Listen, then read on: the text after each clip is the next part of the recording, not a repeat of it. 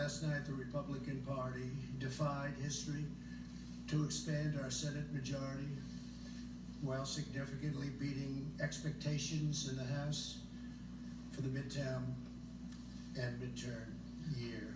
We did this in spite of a very dramatic fundraising disadvantage driven by Democrats' wealthy donors and special interests and very hostile media coverage, to put it mildly. The media coverage set a new record and a new standard.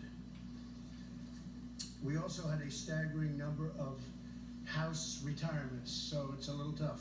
These are seats that could have been held pretty easily, and we had newcomers going in, and a lot of them worked very hard, but it's very difficult when you have that many retirements.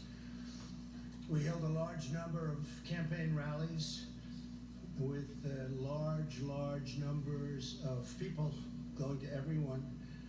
To the best of my knowledge, we didn't have a vacant or an empty seat. I'm sure you would have reported it if you spotted one. Including 30 rallies in the last 60 days. And we saw the candidates that I supported achieve tremendous success last night. As an example of the 11 candidates we campaigned with during the last week, 9 won last night. This vigorous campaigning stopped the blue wave that they talked about. I don't know if there ever was such a thing, but could have been. If we didn't do the campaigning, probably there could have been. And we really will see what a good job we did in the final couple of weeks in terms of getting some tremendous people over the finish line. They really are tremendous people, but many of them were not known, but they will be known.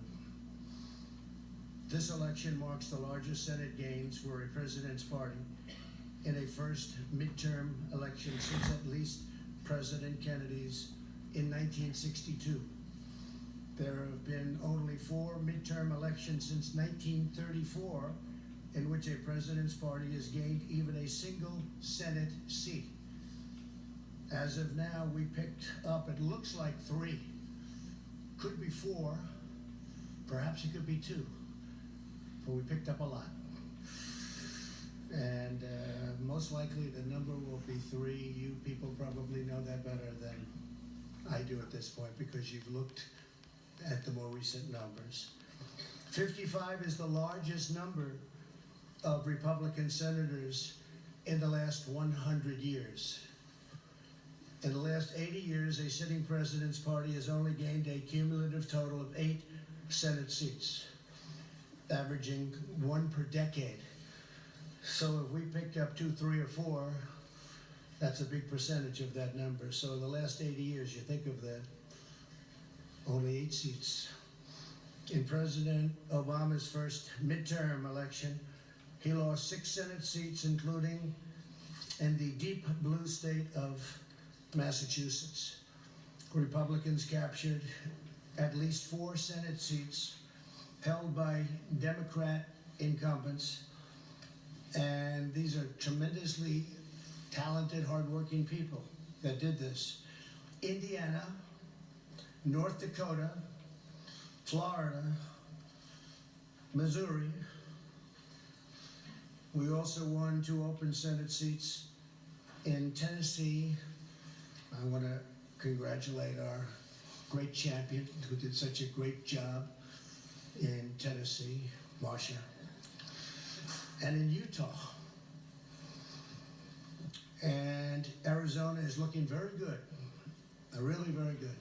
She's done a terrific job. That was a tough race, and she's done a fantastic job. In each of these open seats, Democrats recruited very strong candidates with substantial fundraising and media support. We were getting bombarded with money on the other side. In the House, Republicans dramatically outperformed historical precedents and overcame a historic number of retirements. The most House Republican retirements in 88 years. 43 House Republicans retired. Now, I will say this, that in many cases they were chairmen of committees, and they left because they weren't chairman, because the Republicans have a rule for 6 years. And what that does is wonderful in one way. It lets people come through the system and become chairman, and another way it drives people out. Because when they're a chairman, they don't want to go and not be a chairman. You're the chairman of a committee and you're a big deal, and all of a sudden you're not doing that anymore. So they leave. We had a lot of them leave. It's, I guess you can flip a coin as to